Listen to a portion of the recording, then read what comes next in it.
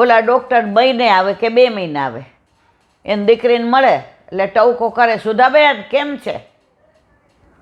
એટલે હું કહું સાહેબ 5 મિનિટ આવો. તો પછી એ કહે ઓલી ચા તમારા હાથની જ પીવાની. મેં મારી દીકરીને કીધું તો મને કણકો લેવડાવી દે વૈષ્ણવ. એટલે દીકરીને ત્યાં કણકો લેવાનો, તમારે ત્યાં ચા પીવાની હો સુધાબેન. પણ એ ચા શું કામ સારી થતી ટીલાબેન? ઠાકોરજીનું મંગળ ભોગનું દૂધ હોય ને, વૈષ્ણવ માનીને એની ચા એને બનાવી દેતી હતી. આજની તારીખમાં હું બરોડા દવાખાના સુધી ગઈ નથી. મારા ઠાકોરજીને કેટલું ખોટું લાગ્યું હશે, આટલું ઝઘડી મારા ઠાકોરજીએ ધ્યાન રાખ્યું કે મારી બાને હવે મારે મને છોડીને ક્યાંય જવા દેવી નથી. એટલે મને કે સવારે બધાએ મને કીધું કે તમારે આવું જ? મેં ના પાડી. એટલે હું બપોરે આવી. પછી અહીંયા પછી કે મને એમ થયું કે તમારા ઘરે તો 5 થી 6 અવાય.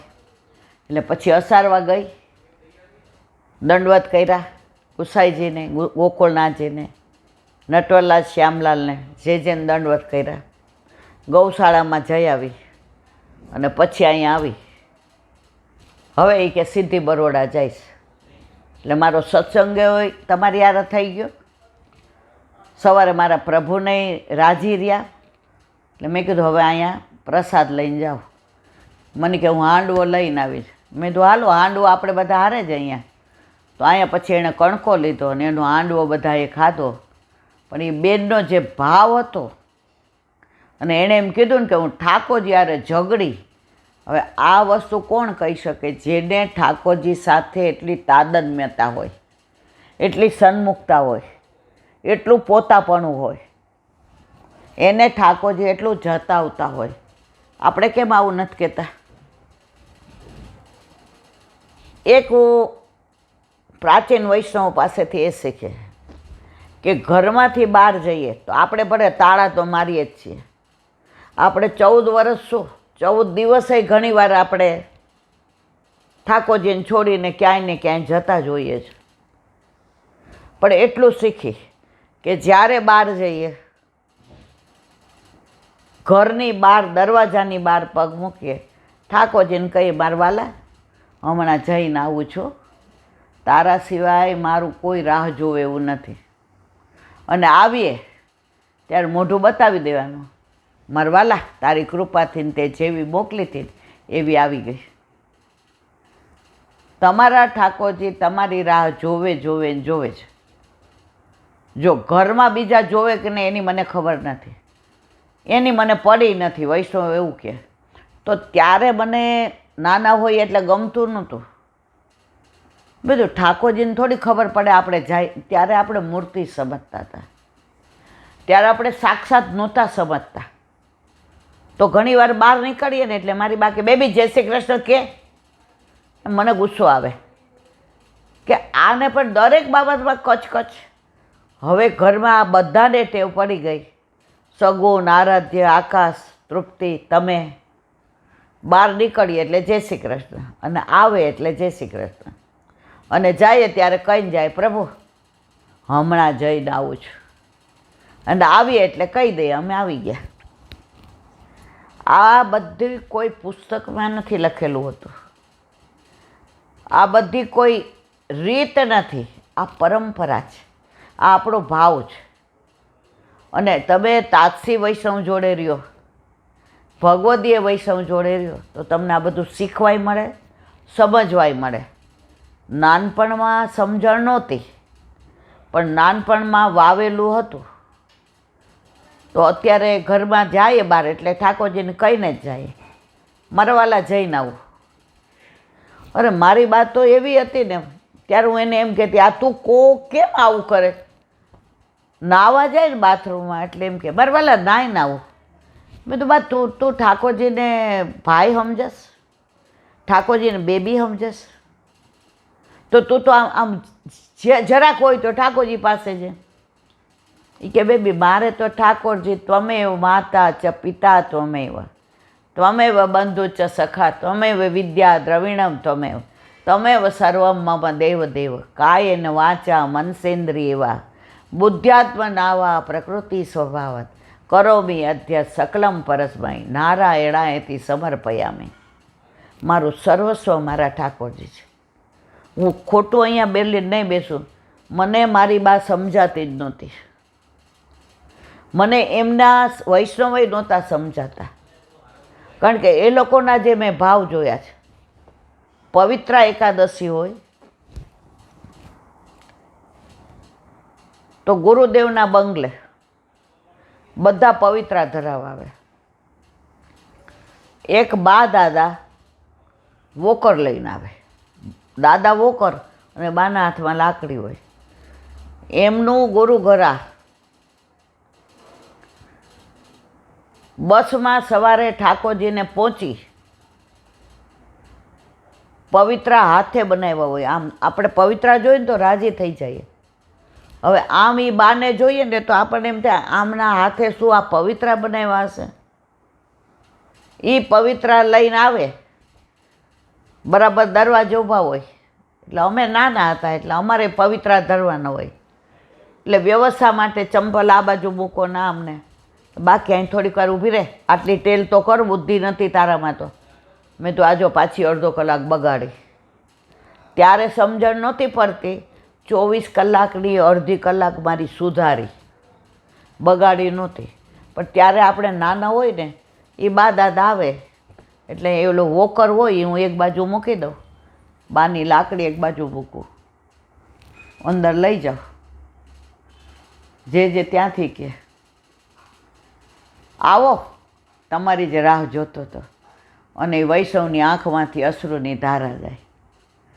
અને જેને એ પવિત્રા ધરાવે, પવિત્રાની ગૂંથણી તમે જુઓ, એને જે કેસરથી ને બધું દોયરું હોય, બા દાદા બે ધરાવે પવિત્રા, મિશ્રી લેવડાવે, ભેટ ધરે, પછી નીચે આવે. અમારી બા તૈયાર જ હોય. એને ખબર આ સવારના ઠાકોરજીનું જારીજીનું જલ લઈ નીકળ્યા હોય. જ્યાં સુધી પવિત્રા ના ધરાવે ત્યાં સુધી મોઢામાં કશું નાખે નહીં. આ અમે દર્શન કર્યા છે. નીચેથી જ મને કહે ચા બનાવ હરખી. મેં તો હા સાંઈથી તો છૂટ્યા. કારણ કે પહેલાં આપણામાં મારામાં આમ મને રમવું, ભણવું, આ બે સિવાય મને શેમાંય રસ નહોતો. છોકરા જેવી હતી. મને છોકરાની યારે મોય દાંડિયા રમવા ગમે. એમાં જો કોકને મોય વાગી જાય તો હું બહુ રાજી થાવ. ઘાસ આપણો તો બરાબર ટાર્ગેટ થઈ ગયો. આવી તોફાની હતી. એટલે કોઈ દિવસ મને આ બધું, પણ ત્યારે જે અંદર ગયું ને એ હવે ખીલું. પછી ઘરે ચા પાણી પીવડાવે અને પછી ઠાકોરજીને ભોગ સરાવી બા દાદાને કે બેસ જાઓ. પણ એ લોકો કેવા તાદસી, એ સમેટીને આવ્યા હોય. સમેટીને પહેલાં મને ખબર નહોતી પડતી. ધીમે ધીમે વૈષ્ણવ ભેગા રહ્યા એટલે ખબર પડી. જે ઠાકોરજીને ધરાયું હોય ને એ બધું રેશમી કપડામાં વીંટી લઈ આવે ને એને કહેવાય સમેટી. એટલે એ કહે સમજો બેન અમે તમને લેવડાવીએ. અને પછી એ બધા પ્રસાદ લે અને હું રાહ જોઉં કે હવે આ પ્રસાદ લેવા બેઠા એટલે હું છટકું. અંદર આવીને મારી બા આમ કરે, આમ કરીને કે પાત્ર તાર ઉપાડવાની, તારામાં કોઈ ભાવ નથી, બુદ્ધિ વગરની છો, આ બધાય મારું માને, તું એક જ અળવિતરી છો. હવે મને એવો ગુસ્સો આવે, પણ ઓલા સાંભળે એમ બોલાય નહીં. અને પહેલાંના જમાનામાં મા બાપ આમો બોલાવે. પછી એ પાત્ર લેવાની, નીચે પધરાવવાની, ત્યાં પોતનું કરવાનું, અને પછી એ બા દાદાને બીડું લેવડાવવાનું, અને પછી મારે રમવા જવાનું. એ જે 1.5-2 કલાક મને ત્રાસ થતો હતો, હવે ખબર પડી કે પ્રભુનો વાસ હતો ને એટલે ત્રાસ ત્યારે લાગતો હતો. હવે ખબર પડી કે આ તો મારા પ્રભુની મારા ઉપરની વિશેષ કૃપા હતી. ત્યારે આ બધું જોયું. અમે વૈષ્ણવના ઘરે એવું જોયું છે સૌરાષ્ટ્રમાં કે બધા પ્રસાદ લઈ લે ને પછી કોઈને હાથ ખાસા કરવા બહાર ન જવા દે. તમે જોયું છે ને, તમે આવ્યા હતા ને? શેમાં કરાવે? તપેલી ને ગ્લાસ, હા જલ, એવી રીતે હાથ ખાસા કરાવવાના. અને પછી નેપકિન આપવાનું એટલે બધા લૂછી લે એનાથી ને. ત્યારે ખરેખર રીખું સોગંદથી પણ આ બધું નહોતું ગમતું. ભણતા હોઈએ ને હોશિયારીમાંથી હાથ ડોકાડતા હોય ત્યારે ખબર પડી કે વૈષ્ણવને હાથ ખાસા કરાવવા, નેપકિન દેવું, આ તો કેવી ટેલ છે. જો અમને નાનપણથી આ સંસ્કાર ન આપ્યા હોત તો અમે અત્યારે અહીંયા ન હોત. અમે અમારા મા બાપના, અમારા ગુરુદેવના ભવો ભવના ઋણી છીએ. કારણ અમારા ગુરુદેવ અને અમારા ભાભીજીએ અમને જે આપ્યું છે, અમને ગમતું નહોતું એને ખબર હતી હો. એ કાયમ મારી બાને કહેતા એ કે આ બધા આવે છે ને એમાં બેબીને હાચવવી બહુ અઘરી છે. એ બાનું શોધતી હોય કે કેમ જાવું મારે, પણ એમણે પરાણે બેસાડ્યા, માનસી કરાવડાવે, ગિરિરાજ બાવાની દ્વાદશ કુંજની અમને વાતો કરે. પ્રેમ કુંજ, શશી કુંજ, ફળ કુંજ, ફૂલ કુંજ, તુલસી કુંજ. એમાં અમને સમજણ પડે એવી વાતો કરે. નિકુંજની ન કરે. અમને હરજી ગ્વાલની વાતો કરે. અમને ચણાના ખેતરની ગ્વાલની વાતો કરે. અમને ઓલા બાળોતિયા કુંડની વાતો કરે. પણ પ્રભુની કૃપા કેવી, પરાણે સાંભળીએ તો અત્યારે સુધી એ બધું યાદ છે કે ભાભીજી. અને રાતના પછી પેડો આટલો મોટો, ઠાકોરજીને ધરાવેલો આટલો મોટો પેડો હોય. અમારા ભાભીજી અમને બહુ પ્રેમ કરતા હતા. અત્યારે યાદ આવે તો રડવું આવી જાય છે. જેવા ઊભા થઈએ ચરણ સેવા કરીને આટલો મોટો મોટો પેડો બધાને દે. ઘરે જઈને ખાજો, અહીંયા હાથ ખાસા કરવા પડે ને. બેબી તું રસ્તામાં ખાઈ જઈશ મને ખબર છે, પણ બેટા હાથ ઘરે જઈને ખાસા કરજે. આ પ્રસાદી કહેવાય. અને ખરેખર હું એકલી રસ્તામાં એટલો મોટો પેડો ખાઈ જાઉં, ઘરે આવીને કોઈને દેવાનું નહીં. કારણ કે મને સૌથી વધુ ભાવતો, અત્યારે નહીં હો, અત્યારે તો ખાંડ ડૉક્ટરે ના પાડી છે, ડાયાબિટીસ નથી તોય આ તબિયતના દવાના હિસાબે. પણ આ બધું શીખા ભગવદીઓ, મા બાપ, ગુરુદેવ અને ભાભીજી પાસેથી. એ લોહીમાં એવું નાખી દીધું કે અત્યારે અમે ક્યાંય પણ જઈએ તો હાથ ખાસા કરવાના. પ્રસાદી બીડા, પ્રસાદી, બધી સમજણ ઠાકોરજી આવ્યા, પધાર્યા. અને અમારા વાલાએ જો જેવા હતા એવા. કોઈ દી મારી બાને સ્વપ્નય નહોતું આવ્યું કે મારા ઘરે ઠાકોરજી પુષ્ટ થઈને આવે. બીજા બધા માનતા હતા, એ બધાય વયા ગયા, કોઈ આમાં ને કોઈ તેમાં, કોઈના ઘરે ન બિરાજે. આજે વલ્લભે મારા પર એવી કૃપા કરી કે જ્યારે મારી બાએ સાંભળ્યું કે ઠાકોરજી પુષ્ટ કરાવ્યા છે, એને હરખના એવા આંસુ ને મારા ઘરે રોકાવા આવી. ઠાકોરજી પધરાવીને મારી બેબીએ ઠાકોર સખડી ધરાવ હે બટા હે. મેં કીધું તમારા બધાની આડીથી ને ઠાકોરજી હારું ગયા.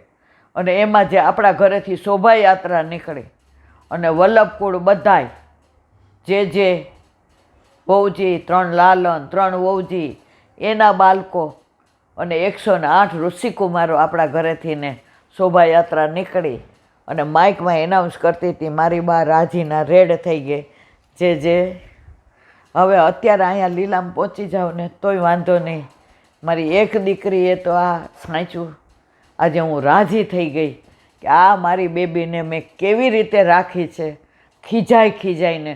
અને અત્યારે આ સ્ટેજ ઉપર બોલે છે પુષ્ટિ માર્ગીય શબ્દો ને પુષ્ટિ માર્ગીય વાતો ને. તો હું આ બધાયની ઋણી છું. આજે આ બધાને એટલે ઋણ અહીંયાથી કહું છું કે આ બધાએ મને આટલી બધું ન આપ્યું હોત તો હું અહીંયા હોત.